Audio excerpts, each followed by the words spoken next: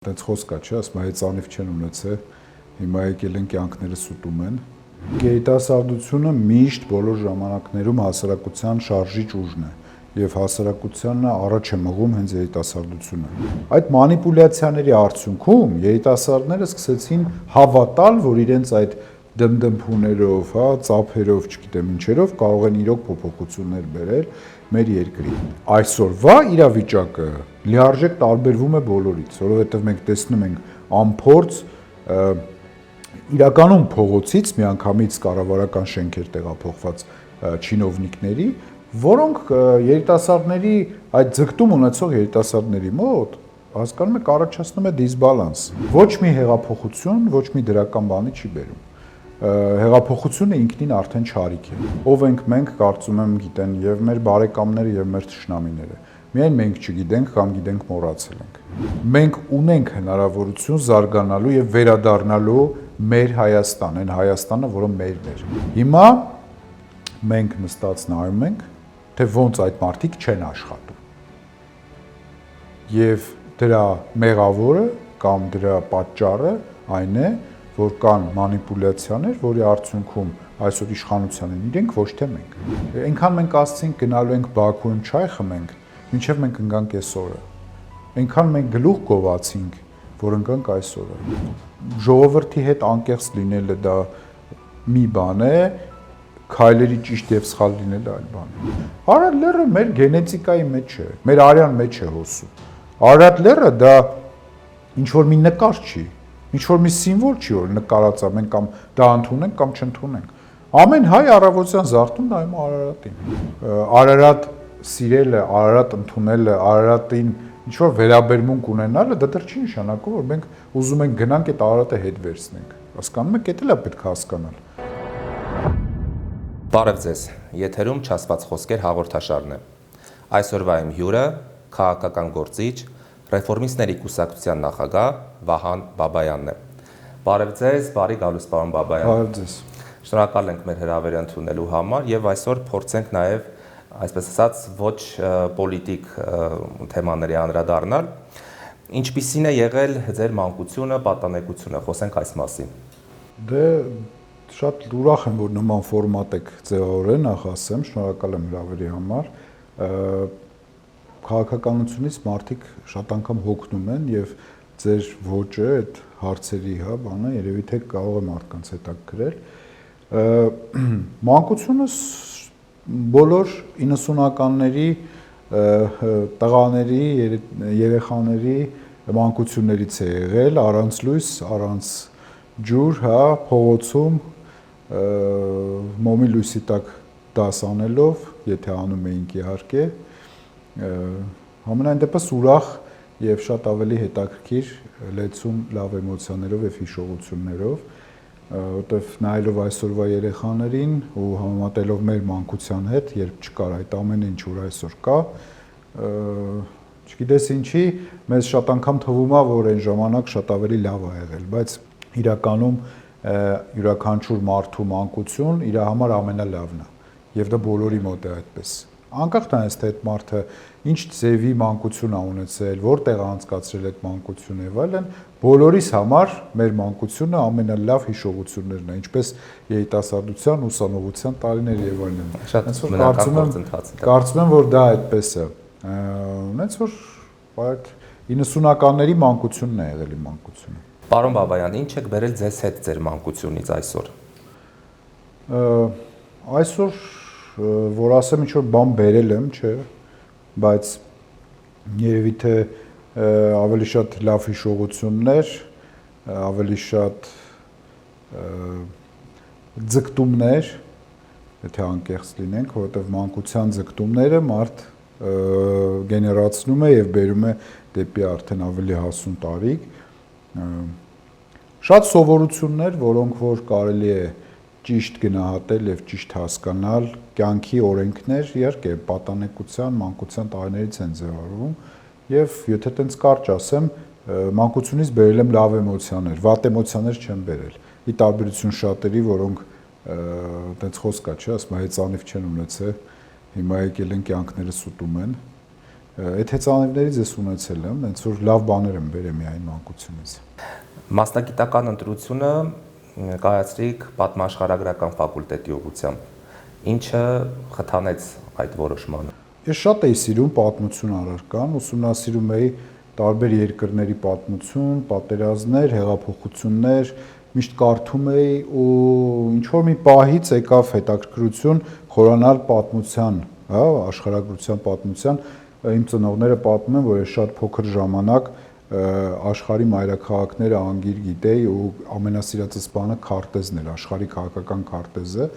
եւ դա այն տարիքում, որ մարդիկ դեռևս աշխարհագրություն չեն սովորում։ Մի մոտ եղել է այդ հետաքրքրությունը եւ հետագայում, երբ որ ընդունվեցի արդեն մանկավարժական համալսարան,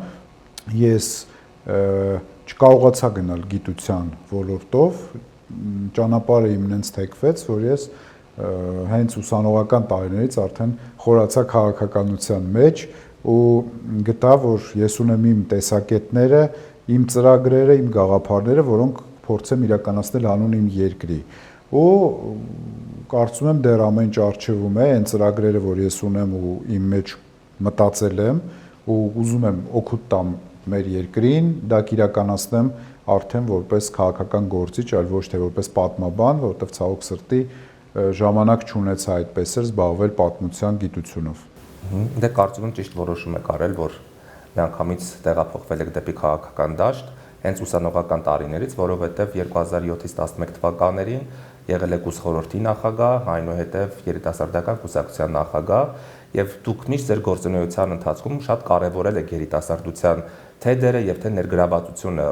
հասարակական եւ քաղաքական գործընթացներում։ Մի փոքր թեքվենք դեպի քաղաքական դաշտ, խոսելով երիտասարդության դերի կարևորության մասին, երբ 2018 թվականի այդ գործընթացների մեջ վստահաբար շատ ակտիվ դերակատարում ուներ երիտասարդությունը եւ այսօր երբ տեսնում ենք այդ գործընթացների արդյունքը մեղմ ասած անբավարար է։ Ինչ է զգում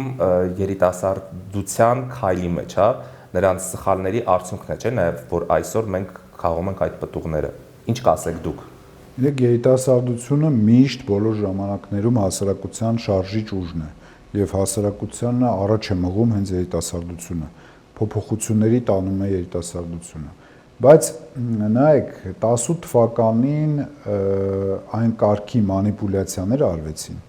որը իդեպ արվում են տարբեր երկրներում, նենց չի միայն Հայաստանում։ Իհարկե։ Այդ մանիպուլյացիաների արդյունքում երիտասարդները սկսեցին հավատալ, որ իրենց այդ դմդմփուներով, հա, ծափերով, չգիտեմ ինչերով կարող են իրոք փոփոխություններ բերել մեր երկրին։ Եվ այն թյուր կարծիքները, որ օրինակ միայն թե Սերժ Սարգսյանը հեռանա, լավ կլինի մեր երկրի հետ, տեղի ունեցավ ճիշտ հակառակը։ Հետևաբար երիտասարդությանը ապակողմնորոշեցին, մանիպուլացրեցին, եւ դա միշտ լինում է։ Բայց դա բացասական առումով, բայց դրական առումով էլ մի ուրիշ բան ասեմ, եթե գլոբալ ենք նայում, քաղաքական հենց այս process-ներից դուրս,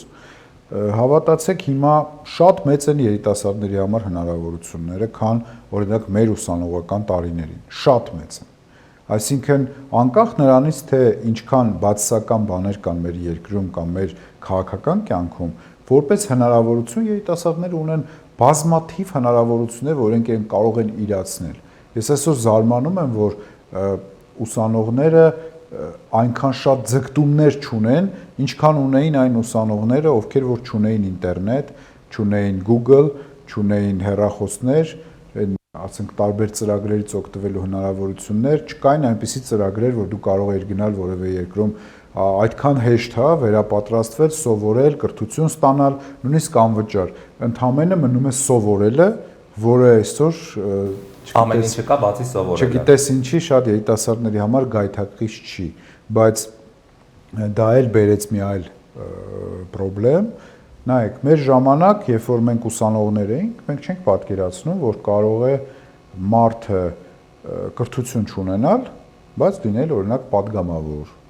կրթություն չունենալ, լինել փոխնախարար, կամ փորձ չունենալ եւ միանգամից դառնալ նախարար։ Հասկանում եք, օրինակ, մարդիկ նայում են, ասում են, բայց ո՞նց սենց եղավ, չի կարա սենց լինի, որովհետեւ այս մարդը տարիստեղ ա եղել, հետո ընդեղ ա եղել։ ճանապարհ։ Իհարկե մեր ավակ սերունդն էլ մեր ժամանակներն էր քննադատում, ասում էին, գիտեք, կոմունիստների ժամանակ մարդ պետք է լիներ էս, հետո այդ պարտիական աստիճաններով բարձրանար, քննադատում էին մեր ժամանակվա այդ որոշ մարդկանց առաջ խաղացումը, բայց այսօրվա իրավիճակը լիարժեք տարբերվում է բոլորից, որովհետև մենք տեսնում ենք անփորձ իրականում փողոցից միանգամից կառավարական շենքեր տեղափոխված չինովնիկների, որոնք երիտասարդների այդ ձգտում ունեցող երիտասարդների մոտ հասկանում եք առաջացնում է դիսբալանս։ Ասում են, բալա, մենք հիմա սովորենք, չարչարվենք, միևնույնն է մարդիկ փողոցից գնացել դառնում են, այսինքն մեր այդ սովորածունն է պետք լինելու։ Իհարկե այդպես պետք է չմտածեն, որովհետև այդ սովորելը ինչ-որ մի բան դառնալու համար չի միանշանակ, որովհետև անպայման չի լավ մասնագետը դառնա նախարար կամ падգամավոր։ Այսօր մեր երկրին լավ մասնագետներ են պետք։ Իհարկե։ Ի վերջո, ովքեր են լինելու մեր վաղվա լավ բժիշկները, ովքեր են լինելու մեր վաղվա լավ ինժեներները, չգիտեմ, նույն պատմաբանները, ամեն մասնագիտության խնդիր կա, հնարավորությունները կա, մոտիվացիան չկա։ Մենք պետք է այնպիսի իշխանություն վաղը ձևավորենք, որ այդ մոտիվացիան մարդիկ զգան, որ այդ մոտիվացիայով շարժվեն ու ձգտեն, որ ստանան այդ ինչը որ իրենք ձգտել են։ Եթե չէ, ստացվում է մենք կործանվան եզրին կկանգնենք որպես ոչ միայն պետություն, այլև ժողովուրդ, իհարկե։ Պարոն Բաբայան, ներկայացնում եք Հայաստանի Հանրապետության ռեֆորմիստների կուսակցությունը, որի գաղափարական հիմքը հենց ինքնին ռեֆորմիզմն է, որն էլ իր հերթին կարծես թե հակադիր բևեռում է հեղափոխականության, այսինքն կմերժում է հեղափոխականությունը։ Այսօր երբ իշխանությանն են հենց նույն հեղափոխականները, Հայաստանի Հանրապետությունում ինչ փուլով է առաջ գնում հենց ռեֆորմիզմը, որպես գաղափարախոսություն։ Նայեք, ռեֆորմիզմը, երբ որ մենք ստեղծում էինք 16 թվականին մեր կուսակցությունը, մենք մտածում էինք, որ պետք է մերժել հեղափոխականությունը։ Այն ժամանակ մեզ մեղադրում էին, ասում էին ինչու՞ է հեղափոխություն, որ դուք էլ կուսակցություն եք ստեղծել, անունել դրել եք ռեֆորմիստներ ու մերժում եք հեղափոխականությունը։ Ես այն ժամանակ ասում էի, որ ամեն ինչ դրա առջևում է, որ դա լինելու է անպայման։ Եվ դա եղավ 18 թվականին, ընդամենը 2 տարի հետո մեր ստեղծվելուց։ Ռեֆորմիզմը ինքը բարեփոխումների ճանապարհով էվոլյուցիոն զարգացման կողմնակից քաղաքական գաղափարախոսություն է, քանի որ ոչ մի հեղափոխություն, ոչ մի դրական բանի չի բերում։ Հեղափոխությունը ինքնին արդեն չարիք է, եւ ես գտնում եմ, որ փոփոխությունները հասարակական, քաղաքական, պետական ոլորտներում պետք է գնան ավելի աստիճանական, էվոլյուցիոն ճանապարհով, վերափոխումների ճանապարհով։ Այդ բարեփոխում բառն էլ արդեն մարդիկ մի քիչ օգնել են այդ բառերից, որովհետև այդ բառը երբեք այդ բարեփոխում կոչված, հա, այդ բառերը մարդկանց արդեն նյարդայնացնում են շատ անգամ։ Հիմա երևի ավելի ճիշտ է անվանել դա վերափոխումներ, որովհետև Հայաստանին անհրաժեշտ են այդ վերափոխումները եւ ամենևին նոր հեղափոխություններ Հայաստանին ընդհանրապես անհրաժեշտ չեն։ Եվ դրա համար նորից ասեմ, որ ես տեսնում եմ այդ ճանապարհը հեղափոխականությունից հետո Հայաստանում պետք է իրականացվեն հենց ռեֆորմիստական մոդելի կառավարման համակարգ, որը ապացույց լինի, որ հեղափոխականությունը բերեց մեզ կորուստների տարբեր ոլորտներում, իսկ բարեփոխման քաղաքականությունը կբերի մեզ նորից վերադարձ ավելի հզոր, ավելի ուժեղ Հայաստանի։ Այդ նույն հեղափոխականության հետևանքով է, որ 18 թվականից հետո մեր ժողովրդին բաժանեցին սևերի եւ սպիտակների։ Եվ շատ նոր ուժերի, այդ թվում նաեւ հենց ձեր կուսակցությունը եւ մի շարք այլ կուսակցությունների թիկունքում կարծես թե ստվերային ինչ որ մերժված եւ հասարակության աչքին թվացող, հատվածյալ բացասական կերպարների էին ուզում փնտրել եւ գտնել։ Այսօր ինչքանով է այդ ճակերտների մեջ տեխնոլոգիան արդյունավետ եւ ինչ նպատակի է ծառայում։ Գիտեք, այսօր շատ հեշտ է յուրաքանչյուր մարդու անունը կապել այլ մարդկանց հետ։ Հիմա եթե դուք ինձ բարևեցիք, ես ձեզ բարևեցի, վաղը եթե ես դառնամ վարչապետ, ձեզ ասելու են դուք իմ մարդն եք։ Բայց ես ձեր հետ ընդամենը 2 անգամ կամ 1 անգամ հարցազրույց եք անցկացրել, հա, այսինքն կամ մի ուրիշ մարդ ձեր անցկացրած հարցազրույցներից դարձավ վարչապետ, ձեզ ասելու են, այ ինքը այսիշ մարդու մարդն է։ Սա անտրամաբանական, անհեթեթ տեխնոլոգիաներ են, որոնք կիրառվում են եւ հաջողությամբ են մսակվում։ որովհետև կարելի է ձեր լուսանկարը գտնել ինչ-որ մեկի հետ,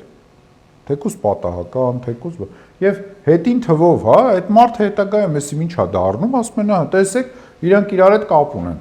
Կամ նույնիսկ կարող է անհեթեթ վերջի մի հատ sense կատեգորիայի սուտ դարձնեն իրականություն եւ փորձեն դա ներկայացնել մարդկանց։ Դա թվային տեխնոլոգիաների զարգացման, մարդկանց արագ ինֆորմացիան հասցնելու մեթոդներից մեկն է, որի միջոցով մանիպուլյացիաները ավելի հեշտ են դարձել աշխարհում, ոչ միայն Հայաստանում, այդ տեխնոլոգիաները կիրառվում են։ Դրա համար եւ ես եւ շատ քաղաքական գործիչներ, մեղմ ասած,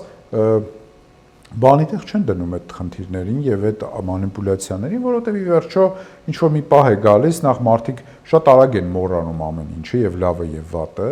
լրատվական կյանքում մեդիա դաշտում 24 ժամ չի դիմանում որևէ նորություն։ Նույնիսկ ամենասկանդալային նորությունը 24 ժամ հետո մոռացվում է։ Հասկանում եք, առաջ տենց չէր։ Հիմա լուրերի շատությունն է պատճառը։ Գիտեք, ոչ միայն տեղեկատվության շատ լինելն է, հագեցած լինելն է, այլ մարդկանց հոգեբանությունը։ Մարդիկ այսօր ձգտում են թեթև տանել շատ բաներ։ Մի մոռացեք, վերջի 6 տարիների, 7 տարիների ընթացքում մեր երկիրը տեսել է հեղափոխություն, COVID, պատերազմ կամ պատերազմներ, արհավիրքներ, ներքին անկայունություն, խնդիրներ ու աշխարհն էլ մի հատ լուրերը կարդում են, մարդիկ չեն ուզում այդ ամենը վերցնեն, դրանով ապրեն։ Կարդացին, տխրեցին, ծիծաղեցին, զայրացան, քնեցին, զարթնեցին, նոր օր է սկսվում, նորից ջնջված ամեն ինչ։ Եվ շատ բարդ է մարդկանց երկարաժամկետ տեղեկատվական մանիպուլյացիայի ենթարկել, կան ուժեր կամ եւ գործիչներ, որոնց դա ինչ որ չափով հաջողվում է, բայց եթե նույնիսկ հաջողվում է, դա հաջողվում է այն պատճառով, որ իրենք ամենօրյա ռեժիմով դա կրկնում են, տարբեր ձևով նստացնում են այդ ինֆորմացիան։ Սա մի քիչ ավելի այլ թեմա է, մի օր եթե հարմար լինի կխոսենք, դա տեղեկատվական պատերազմների թեման է, որը իմիջիայլոց աշխարհում հիմա որպես նոր ուղղություն է գիտական հաստատվել, նույնիսկ կան համալսարաններ արդեն, որտեղ կան տեղեկատվական պատերազմների վերաբերյալ ֆակուլտետներ կամ բաժիններ, որտեղ դասավանդում են այդ գիտությունը արդեն։ Այսինքն դարձել է գիտություն։ Այո, ինքը առանձին գիտություն է, որպես մարդկանց հոգեբանության վրա ազդելու առանձին մեթոդներ։ Շատ լավ, պարոն Բաբայան, ձեր աչքերով ուր է գնում Հայաստանը ներկայիս այս աշխարհակաղակական խառնիխուրն, հա, իրավիճակում։ Ով ենք մենք, ինչ ենք ուզում եւ ինչ ասելիք պետք է ներկայացնենք միջազգային, հա, հանրության, այսպես ասած։ Մենք պետք է հիմնվենք մեր ազգային արժեքների վրա առաջինը։ Ով ենք մենք, կարծում եմ, գիտեն եւ մեր բարեկամները եւ մեր թշնամիները։ Միայն մենք չգիտենք կամ գիտենք մոռացել ենք։ Մենք պատահական ազգ չենք աշխարհի վրա։ Մենք մեծ ներդրում ունենք աշխարհի կրթական, մշակութային, հոգևոր կյանքում։ Մենք մեծ ներդրում ունենք համաշխարհային տնտեսության մեջ։ Մենք ունենք հայտնի հայեր, որոնք տիրապետում են միլիարդավոր դոլարների եւ շատ լուրջ կապերի։ Մենք ուղղակի չեն մարդիկ ասում, որ հայերն ու հրեաները ամբողջ աշխարհում իրենց ձեռն է եւ իրենք են տիրապետել աշխարհը։ Դա պատահական չի ասվում։ Մենք այդպիսի խեղճ ու կրակ ազգ չենք, ոնց որ այսօր ներկայացվում։ 44 օրյա պատերազմից հետո տեղի ունեցածը, 18 թվականից հետո տեղի ունեցածները մեզ բերեցին, հասցրեցին այս վիճակի, բայց մենք այդ խեղճ ազգը չենք, մենք այն խեղճ ու կրակը չենք, մենք շատ հզոր ազգ ենք իրականում, իր էներգետիկայով, իր վատով եւ լավով, իր բացասականով եւ դրականով, մենք շատ ուժեղ ազգ ենք, մենք երկրաշարժ ենք տեսել, Ղարաբաղյան պատերազմ ենք տեսել, ցեղասպանություն ենք տեսել, մենք ամեն ինչ ենք տեսել, այդքան պատերազմներ ենք տեսել, բայց մենք այսօր պահպանում ենք դեռևս կանք եւ պահպանում ենք մեր պետությունը։ Մենք ունենք հնարավորություն զարգանալու եւ վերադառնալու մեր Հայաստան, այն Հայաստանը, որը մերն էր։ Այս Հայաստանը մերը չի, որտեղ ստեղ ամեն ինչ արհեստական է, այս Հայաստանում ել եմ ասում, մարդիկ կարող են փողոցից հայտնվել ինչ որ միտեղ, որտեղ որ իրենք ուղղակի տեղ նստած են։ Պատկերացրեք, ես 5 տարի եղել եմ ազգային ժողովի պատգամավոր, որից 3 տարին աշխատել եմ ԱՊՀ միջխորհրդարանական վեհաժողովում, որպես Հայաստանի պատվիրակության ներկայացուցիչ, 2 տարին Եվրոպայի խորհրդարանական վեհաժողովում Ստրասբուրգում։ Բավականաչափ դիվանագիտական գործառույթներ եմ իրականացրել խորհրդարանական գործունեության ճանաչում եմ ահռելի քանակի այսօրվա գործող եւ սենատորներ, եւ падգամավորներ, եւ տարբեր մարդիկ, ովքեր կարող են Հայաստանի համար ինչ-որ մի բառ ասել, ինչ-որ մի քայլ անել։ Եվ ի նման տարբեր էլի մարդիկ, ովքեր այս երկրի համար աշխատել են։ Հիմա մենք նստած նայում ենք, թե ոնց այդ մարդիկ չեն աշխատում։ Եվ դրա մեղավորը կամ դրա պատճառը այն է, որ կան մանիպուլյացիաներ, որի արդյունքում այսօր իշխանության են իրենք, ոչ թե մենք։ Դրա համար ես անձամբ որոշել եմ, որ ես ունեմ այդ պոտենցիալը, ես ունեմ այդ հնարավորությունները եւ ունեմ ասելիք հաջորդ խորհրդարանական ընտրություններում անպայման այս հարցերի շուրջ ոչ միայն խոսելու եմ, այլ պայքարելու եմ, որպեսզի կարողանամ իմ տեղը զբաղեցնել եւ կարողանալ իմ ծրագրերը առաջ քաշել մեր ժողովրդի առաջ եւ մեր երկրի առաջ եւ փորձեմ այն ինչի մասին հիմա խոսում եմ իրականացնել։ Որ մենք չլինենք այլևս խեղճ ու կրակ ժողովուրդ։ Մենք պետքա ամբողջ աշխարհին ցույց տանք, որ մենք արժանապատվություն ունեցող ազգ ենք։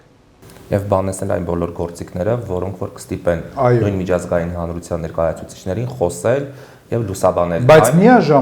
Բայց միաժամանակ հիշելով հանդերձ, որ նաեւ այդ պաթոսային, ֆանտաստիկայի ժանրից ելած նաեւ ծրագրերից չխոսենք, հա, որ գիտեք, մենք այնքան մենք ասցինք գնալու ենք Բաքուում չայ խմենք, մինչև մենք ընկանք այսօրը։ Այնքան մենք գլուխ գովացինք, որ ընկանք այսօրը։ Հասկանում եք, մենք պետք է շատ հստակ մեր տեղը իմանանք։ Մենք պետք է իմանանք, մենք ինչքան քայլ կարող ենք գցել, եւ այդ քայլերը գցենք ըստ հնարավորության։ Եթե մենք չենք կարող այդ քայլը գցել, ավելի լավ է ժողովրդին անկեղծ ասել։ Ասել, գիտեք, այս քայլը մենք այսօր չենք կարող գցել։ Բայց ոչ թե մենք մեզ խափենք, ասենք, որ մենք ուզենանք սենց կանենք, նես կանենք, բայց ոչ մի բան չկարողանանք անել։ Կամ իրականում ինչ-որ բան կարողանանք անել, ասենք, բայց դե մենք ոնց անենք։ Ժողովրդի հետ երկխոսությունը, անկեղծ երկխոսությունը շատ կարևոր է եւ հետաքրքիր է, ինչքանով եք անկեղծ համարում ներկայիս իշխանության հենց նույն Նիկոլ Փաշինյանի անկեղծ զրույցը հայ ժողովրդի հետ։ Ինչքանով է դա գնահատելի։ Գիտեք, ինքը իրականում ինքը ասում է այն, ինչ անում է։ Ինքը որևէ բան չի թաքցնում։ Ինքը ինչ ասում է, դա անում է։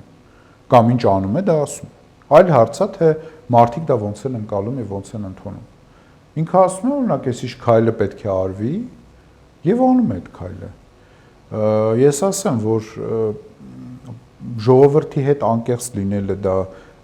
մի բան է, քայլերի ճիշտ եւ սխալ լինելը այլ բան է։ Դու կարող ես անկեղծ ասել, որ այսիշ բանը անում եմ, բայց արդյոք դա ճիշտ է, որ դու անում ես։ Դա էլ երկրորդ հարցն է։ Դրա համար եմ ասում, պետք է իմանաս ինչ ես խոսում, ինչ ես անում եւ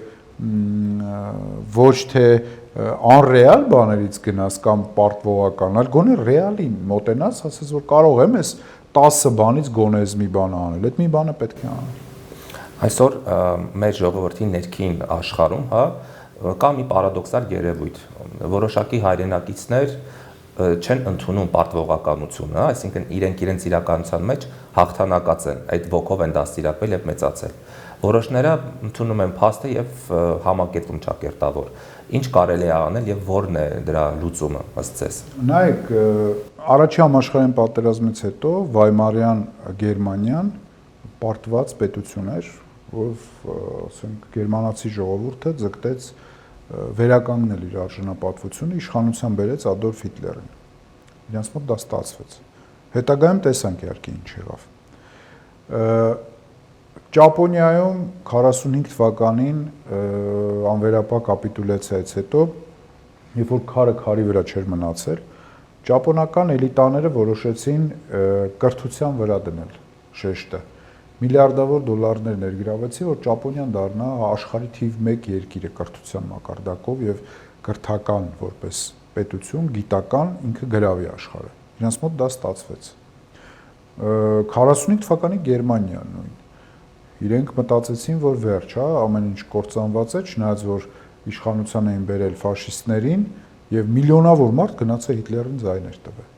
Բայց այդ պետությունը կործանեց, չէ՞ Հիտլերը։ Քայքայեց, վերջում էլ կանգնացրեց փաստի առաջ։ Էլի իրենք խնդիր դրեցին, որ եթե ոչ բանակով, եթե ոչ, չգիտեմ, ուժով, տնտեսությամբ կարողանան գրավել աշխարհը։ Եվ բերեցին ամերիկյան ներդրումները, Գերմանիան դարձավ Գերմանիա։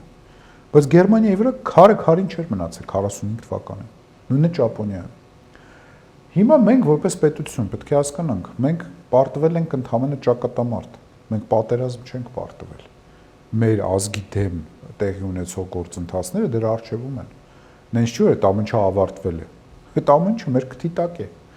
Բայց մենք պետք է ընտրություն կատարենք։ Մենք ինչքան կարող ենք հետ նահանջենք, այդ կոմպրոմիսները ինչքան են հետ գնալու, որ մենք բացարձակ կոմպրոմիսի պետք է չգնանք, դա էլ է հիմարություն։ Մենք չենք կարող չգնալ կոմպրոմիսների։ Ուղղակի չենք կարող։ Բայց այդ կոմպրոմիսները ինչքան պետք է լինեն եւ ո՞րն են երաշխիքները այդ կոմպրոմիսների, որ մենք ինչ-որ մի պահի կկանգնենք։ Նայեք, Հայաստանը ինքը ինչքան էլ ուզում ենք մենք ասենք, մենք կարող ենք ինչ-որ բան անել ազգովի, Հայաստանը պետք է ունենա աշխարհաքաղաքական ուժերից որևէ մեկի կամ մի քանիսի աջակցությունը, որպես երաշխավորներ։ Հայաստանը չունի այդ հզորությունը եւ տնտեսության, եւ բանակի, եւ անվտանգության, եւ աշխարհի վրա ազդելու իր հնարավորությունները, որ մենք կարողանանք ինքներս մեր ուժով մեր խնդիրները միայնակ լուծենք։ Դա էլ է, գիտեք, հիմար խոսակցություն, որ ասում են մենք հույսը մեր վրա, հասկանալի է, մենք հույսը մեր վրա պետք է դենք, բայց մենք պետք է ունենանք դաշնակիցներ։ Մեզ օգնողներ պետք է ունենանք։ Պատկերացնենք աշխարհի բոլոր պետությունները, փոքր պետությունները, ասեին մեր հույսը մենակ մենք ենք, մենք ոչ մեկի հետ գործ չունենք։ Այդ պետությունները սուր կլինեին, դες բան չկա։ Աշխարհում կան հզոր ռեսուրսներ տիրապետող կենտրոններ եւ իրենք վարում են աշխարհի կառավարման քաղաքականությունը։ Լավ ղեկավարը նա է, ով կարողանում է համադրել մեր ազգի պետության շահերը այդ ուժեղ կենտրոնների քաղաքական շահերի հետ։ Եթե դա չի ստացվում, դու մնում ես ուղղակի լուսանցքում եւ քեզ ոչ մեկ չի պաշտպանելու, ոչ մեկ չի ուզենալու քո հետ գործ ունենալ։ Հետևաբար ավելի լավ չի, որ մենք կարողանանք բոլորի հետ լեզու գտնենք, բոլորի հետ լավ լինենք, որ մեր տեղը ամրապնդած լինենք, քան թե նեղանանք բոլորից ու նեղացնենք բոլորին։ Այդ որ ասում են, եկեք Ռուսաստանից հրաժարվենք, գնանք արև Ռուսաստանը նաև Հայաստանի երաշխավորն էր։ Այո, հիմա էլ է երաշխավորը։ Այդ հիմա որ ձեն չեն հանում կամ չեն ասում տենց չի, հիմա գործող պայմանագիրը չկա, ռուսական ռազմաբազան ստեղ չի։ Հազար հարցեր կա, բայց իրենք էլ ունեն ասելիքներ։ Իրենք էլ ասում են դուք մեր դաշնակիցը լինելով հանդերձ, սենց բաներ եք անում մեր հանդեպ։ Այսինքն մենք ունենք հարցեր իրենց, շատ անգամ ասում ես օբյեկտիվ եւ մեր ժողովրդի դժգոհությունները օբյեկտիվ է շատ հարցերի շուրջ։ Բայց մեր ժողովուրդը մի բան պետք է հասկանա, որ ոչ մեկ մեզ պարտք չի։ Մենք պետք է կարողանանք իրենց հետ նոր ձևաչափ մշակենք եւ մանավանդ աշխարհն էլ փոխվում է։ Այսօր ասում են արևմուտք, դա հարց է, չէ՞, արևմուտքը ով է։ Այդ արևմուտքը նոր ընտրված Տրամփն է, որը ռուսների բարիշում է, թե Մակրոնն է կամ եվրոպական ինչ-որ մի քանի պետություն։ Ո՞րն է այդ արևմուտքը։ Կարծես թե արևմուտքն էլ է բաժանվել երկու մասի։ Այո, այսինքն այդ արևմտամետ ասած բառերը արդեն ակտուալ չեն, արդիական չեն, որտեղ աշխարհը ուրիշ ձևի աշխարհ է։ Հիմա տեսնում եք Թուրքիայում ինչ է կատարվում։ Կարող է հաշված օրերի ընթացքում Թուրքիայում իշխանափոխություն տեղի ունենա։ Մենք չգիտենք, չէ՞, ինչ կլինի։ Հա պատկերացնեք ամեն ինչ աշխարհում փոխվում է։ Հետևաբար Տրամփի ընտրվելուց հետո ամբողջ աշխարհը այդ հետցնցումների նման գնում են եւ միջազգային հարաբերությունների փոփոխություն եւ մարդ ղեկավարների եւ տարբեր բաների նույնը լինելու է Հայաստանում, Հայաստանը չի կարող խուսափել այդ ամենը։ Մենք բոլորս կապված ենք, այ Նիկոլ Փաշինյանը մի անգամ ասաց, չէ՞ որ Հայաստանը ինքը մենակ միայնակ չի ապրում այս տարածքում։ Իրոք ճիշտ էր ասում, տեսեք, իրոք միայնակ չի ապրում, բայց եթե միայնակ չի ապրում, նույն Փաշինյանը չի պատկերացնում, չէ՞ որ պետք է ռուսների հետ հարաբերությունները բարելավել, որովհետև մինչև այդ ուրիշ բաներ ասում, հիմա գնում է պարադիա մասնակցում։ Հետո Վահագն Փոշմանի գնա Վաշինգտոն, այսինքն այս հարցերը պետք է ավելի համակարգված լինի։ Արտաքին քաղաքականության մեջ մենք պետք է ոչ թե թշնամիներ կհավաքենք, այլ բարեկամներ։ Իսկ ո՞նց են դա անում։ Դա անում են անկեղծ, բաց եւ ոնց ասեմ, առանց հետին մտքերի, առանց ինչ որ թաքցնելու աշխատանք, որովհետև հայը կամ Հայաստանը աշխարհի մեծերին չի կարող խաբել։ Նրանք մեզանից շատ հնարավորություններ ունեն, մեզանից շատ տեխնիկական ուժ ունեն, հատուկ ծառայություններ ունեն, հազար մի բաներ ունեն։ Մենք ոնց կարող ենք մարդկանց խաբել, ասենք քո հետ են գնանք ընդ, հետո ասենք քո հետ ենք, հետո գնանք ընդ։ Ընդհանրապես պետք է բոլորը անկեղծ լինել, ասել որ մենք ուզում ենք լավ ապրենք, մենք ուզում ենք խաղաղ ապրենք, մենք ուզում ենք ընկերություն անենք, մենք ուզում ենք տուրիզմ զարգացնենք, բիզնեսները, կապիտալները բերենք, մենք պատերազմ չենք ուզում, մենք չենք ուզում ուրիշի հողը գրավել, մենք չենք ուզում ուրիշին վատություն անել, մենք չենք ուզում ագրեսիա անել, մենք ուզում ենք հանգիստ, խաղաղ մեր հայությունով ստեղ ապրել։ Եկեք մեր հետ լավ եղեք։ Եվ եթե ղեկավարը կարողանա այդ կետերը ճիշտ պահի, ճիշտ դնի, աշխարհի անալիզը անի գեոքաղաքական, իհարկե հնարավոր է։ Իհարկե հնարավոր է, ինչ հնարավոր չէ։ Խոսենք նաև պատմական տարբեր ակնարկների մասին, վերջերս կրկին մեր վարչապետը նշում է, որ պետք է հրաժարվել Արարատից, հա, որպես սիմվոլ, այսինքն այն ազգային եւ հիմնային գաղափարախոսությունը սիմվոլների տեսքով նաև, որի միջոցով եւ որի տակ մենք բոլորս ենք մեծացել, միանգամից կտրուկ փոփոխությունը պետք է հրաժարվենք։ Եվ ոչ միայն Արարատ սիմվոլ, այլ նաև մեր հարևան պետություններն էլ նշում են, որ իրենք շատ ավելի հին ժողովուրդ են, արիական ժողովուրդ են, քան հայերը, այսինքն տեղափոխություն է լինում իրենց աչքերով։ Այսօր մենք ինչու չենք կարողանում ապացուցել, որ ունենք մենք տարբեր հնամենի, հա, փաստեր, ապացույցներ, որ ով է հայը,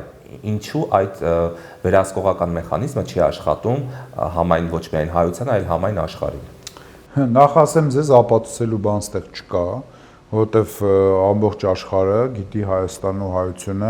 ինչ պատմություն ունի, Լոնդոնի թանգարանից սկսած մինչև Կահիրեի կամ չգիտեմ որ Փարիզի թանգարաններում այդ վկայությունները կան, հա, ամբողջ աշխարհը գիտի, բայց պրիմիտիվ օրինակ կարող եմ ասել, կարող ենք մենք հիմա վերկանալ գնալ Մատենադարան,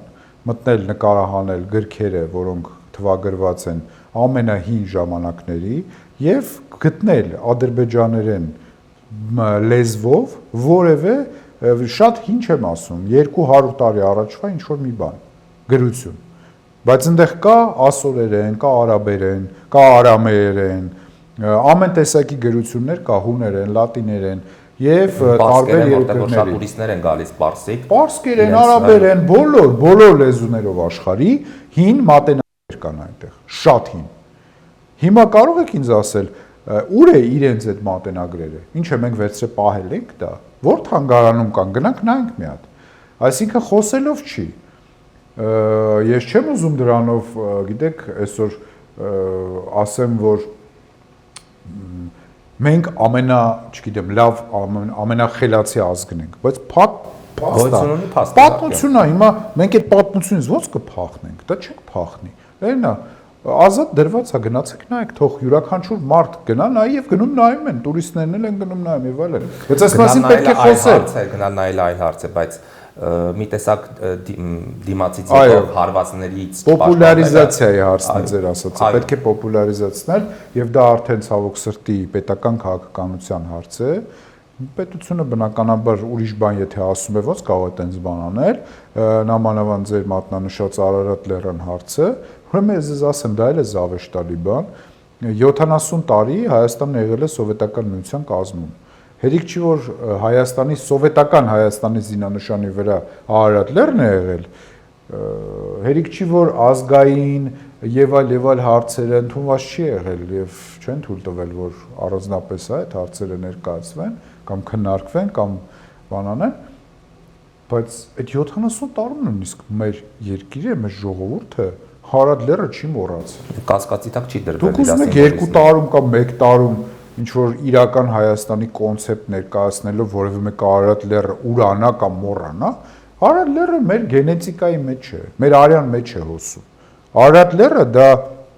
ինչ որ մի նկար չի, ինչ որ մի սիմվոլ չի, որ նկարած է, մենք կամ դա ընդունենք կամ չընդունենք։ Ամեն հայ առավոտյան զարթում նայում Արարատին։ Մարդիկ օվկիանոսը կտրում գալիս են մեր երկիր, որ նայեն Արարատին։ Մարդիկ մահանալուց առաջ ասում են մեզ տարեք թաղեք Հայաստանում, որ մենք Արարատի բան անենք, հա, Արարատի մոտ լինենք։ Արարատը դա մեր համար նենց բան չի, որ մենք կարողանանք որևէ մի քաղաքական գործ չի, թեկուզ նա լինի վարչապետ, պատգամավոր կամ պրեզիդենտ, կապ չունի։ Իր ասելով հայերը ասեն, հա, դե գիտեք, պետք չէ այլևս Արարատը հիշատակել, դե հիմա Արարատը էլի մերը չի, թուրքերինն է, իրանց տարածքում է, ուրեմն մերը չի, դե պատմության մեջ եղել է, բայց դա իրական Հայաստան չի։ Կներեք, բա որն է իրական Հայաստանը։ Որն է իրական Հայաստանը։ Մեր վարչապետը նշեց, որ Արևմտյան Հայաստանը ավարտվում է հենց նույն Արարատի մարզով, Արմավիրի մարզով, հա, Արագածոտնի մարզով։ Ուրեմն նայեք, որևէ հայ քաղաքական գործիչ չկա, չէ, որ Արևմտյան Հայաստանը հետ պահանջի։ Կարող է կան ինչ-որ ուժեր, որոնք նման բաներ խոսում են, բայց ես դա լուրջ չեմ համարում այսօր։ Թե դա ինչի չեմ համարում, դա առանձին քննարկման թեմա է։ Բայց նայեք, չպահանջելով Արևմտյան Հայաստանի հողերը, այդ հարցերը չբարձրացնելով միջազգային արենաներում եւ ընդհանրապես այդ հարցը օրակարգից դուրս է կարծում եմ։ Խանգարում է մեզ ունենալ մեր պատմությունը եւ հիշել դա։ Այսինքն վերցնենք Արցախը ընդամենը 2 տարի առաջ, հա, մենք կորցրեցինք։ Բռնի տեղահանվեցին արցախցիները։ Հիմա օրինակ դա այլևս իրական Հայաստան չի, այսինքն դա չի եղել, այսինքն Արցախում այդքան մարդ չի զոհվել, Արցախում այդքան մարդ չի ապրել, Արցախում այդքան մարդ չի ծնվել, Արցախում այդքան մարդ չի, ուրեմն կայացել, ներդրումներ արել, կառուցել, չգիտեմ, չի եղել դա ինչ որ բան է, հեքիաթ է, վիրտուալ աշխարհ է, դա եղել է։ Նույն ձև եղել է Վաննը, եղել է Արդահաննը, եղել է Էրզրումը, եղել է։ Հիմա դա պատմություն է, բայց այդ պատմության որ հատվածներն ես դու ուզում ոնց վերականգնես, դա արդեն քաղաքական գործիչների հարցն է։ Դա կա ռեալ,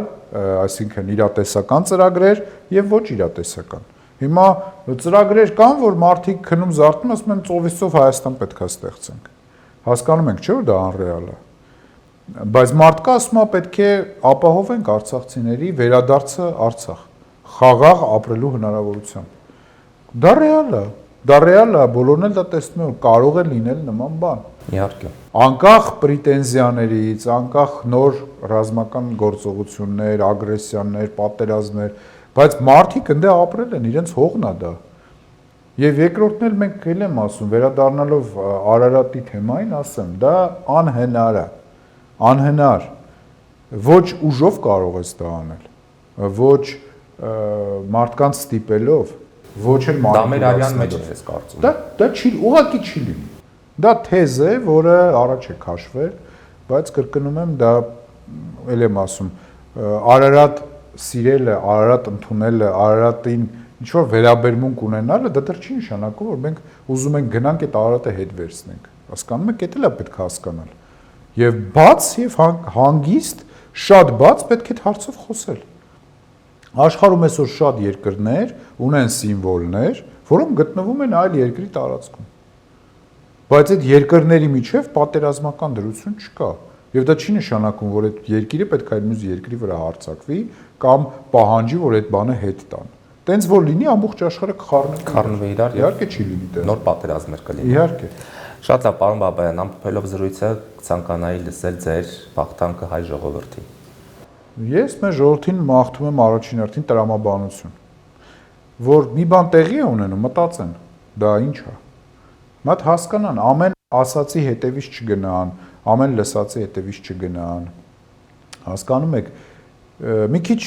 ավելի տրամաբան են իրենց քայլերը անելուց առաջ։ Երկրորդը սիրեն իրար։ Ավելի պոզիտիվ տրամադրվեն իրար նկատմամբ։ Փողոցում հային տեսնելուց պետք է լավ տրամադրվի։ Պետք չի բացասական էներգիան շատ կուտակել մեր երկրի ներսում։ Մենք պետք է մի քիչ կարողանանք իրար հարգել, իրար զիջել, իրար ընդունել։ Միշտ պետք է պատկերացնենք, որ գնում ես օտար երկիր, ինչ որ միտեղ հայ ես տեսնում, քեզ լավ ես զգում։ Անկախ ամեն ինչից դու չես իմանում, այդ հայը նախկին իշխանությունների կողմնակից էր, թե այս իշխանությունների։ Որ չես իմանում, այդ հայը որ լեզվով է խոսում։ Բայց ինքը որ իմանում ես հայը, արդեն լավ ես քեզ զգում։ Հո տենց բան գոյություն ունի։ Բա ինչ նախանգարում ես, մենք մեզ լավ զգանք մեր երկրում։ Ինչ նախանգարում ես, մի քիչ բարի լինենք։ Մի քիչ բարի դառնանք միմյանց նկատմամբ։ Մի քիչ հանդուրժող դառնանք։ Ոչինչ չի խանգարում, չէ՞։ Կարծես թե մեր երկիրն է, մենք վստահ մեր երկրում քայլում ենք, մեզ ոչ մեկ վատաճկով չի նայում, մենք ուրիշի լծի տակ չենք, մեր անկախ երկրում ենք ապրում։ Բա ինչի մենք մեզ չընդունենք, մենք մեզ տեսնելուց չուրախանանք, լավ չզգանք մեզ, ինչ ենք մենք լարված, ինչի այս նեգատիվը այդքան շատ, Ինչ էլ մարդիկ մարդկանց հանդեպ վատ տրամադրված։ Նայեք մեր երթևեկությանը կհասկանաք ինչ վիճակա մեր երկրում, ինչ հոգեբանություն է, որ ոչ մեկի չի զիջում։ Անverջ բոլորը բոլորին, չգիտեմ, սիգնալ են տալի, բոլորը բոլորին չեն սիրում, իրար շուտ պատոհանից վիրավորում են, հայհոյում են, չգիտեմ, չեն զիջում։ Ինչի այդ ամեն ինչը տենց։ Մի հատ նայեք, գնացեք ուրիշ երկրներում նայեք, իրենց երթևեկությունը նայեք։ Ես շատ խորը ինչ-որ բաներ չեմ խոսում։ Խոսում ամենահասարակը, որ մեր նայողները պատկերացնեն։ Գնացեք օրինակ Իսպանիա, Ֆրանսիա, չգիտեմ, մի հատ երկիր, գնացեք նայեք, ոնց են մարդիկ երթևեկում։ Եվ եկեք Երևան, տեսեք ինչ է կատարվում։ Երբ որ կզգաք, որ մեր երթևեկության որակը իրար զիջելու, հարգելու, հանգիստ մթնոլորտ ստեղծելու բանը փոխվում է, ուրեմն իմացեք մեր երկրում ամեն ինչ լավ կլինի։ Հասարակ հենց երթևեկություն օրինակ։ Մենակ դա ամենամեծ ցուցիչն է, ես ասում եմ։ Օդում կախված նեգատիվը պետք է դոզան իջեցվի, շատ այդ դոզան մեր երկրի ներսում։ Շատ լավ, պարոն Բաբայան, եւ հաղորդման վերջում ունեմ իմ 6 բլից հարցերը, որ հղում եմ իմ յուրաքանչյուր հյուրին։ Անցնենք 6 հարցերին։ Այո։ Որը կլինի այն միակ խորհուրդը, որ ինքներդ ձեզ կտաք։ Լինել անկեղծ։ Բնության որ երևույթին եք նմանեցնում ձեզ եւ ինչու։ Կրակի երևի թե։ Այսինքն մշտապես այդ կրակ։ Այո, այդ կրակը իմ մեջ միշտ վառվում է, հույսի կրակը, որ միշտ պետք է առաջ շարժվել։ Շատ լավ։ Պատմական որ հերոսի փոխարեն կցանկանայիք լինել եւ ինչու։ Ոչ մեկի կուզենա ինքս դառնալ պատմական հերոս։ Դուք ինքներդ ձեր հերոսն եք։ Առանց ում կամ ինչի չեք պատկերացնի ձեր կյանքը։ Առանց իմ ընտանիքի։ Եթե ձեր կյանքը վերածենք գրքի, այն ինչպիսի վերնագիր կունենա։ Բարդ է, ես ինքս դժվար գրեմ իմ գիրքը, ինձ թվում է ուրիշները կգրեն, իրանք էլ վերնագիրը կմտածեն։ Իսկ եթե հնարավորություն լիներ դուք գրեիք։ Եթե հնարավորություն լիներ, բարդ է, չեմ կարող պատասխանել, անկեղծ ասեմ։ Շատ բարդ հարց եք տալի։ Համենայն դեպս բլից ֆորմատով այդ հարցին պատասխանելը բարդ կլինի։ Եվ վերջում Վահան Բաբայանը ունի չասված խոսքեր։ Միանշանակ, շատ, բայց կասենք անպայման։ Իսկ ինքներդ ձեզ ունեք չասված խոսքեր։ Այո, ունեմ։ Շատ լավ, կուզենամ, որ այդ չասված խոսքերը գա մի օր եւ ասվի եւ ձեզ թե ձեր գործունեության մեջ եւ քաղաքական գործընթացներում ցանկանում եմ հաջողություններ։ Շնորհակալ եմ։ Ես եմ շնորհակալ հաճելի հարցազրույց ապահովելու համար։ Ես Դե ինչ հարգելի հեռուստադիտողներ, եթերում չասված խոսքերն էր, իսկ այսօրվա իմ հյուրը քաղաքական գործիչ, ռեֆորմիստների կուսակցության նախագահ Վահան Բաբայանն էր։ Շնորհակալություն, մինչ հանդիպում։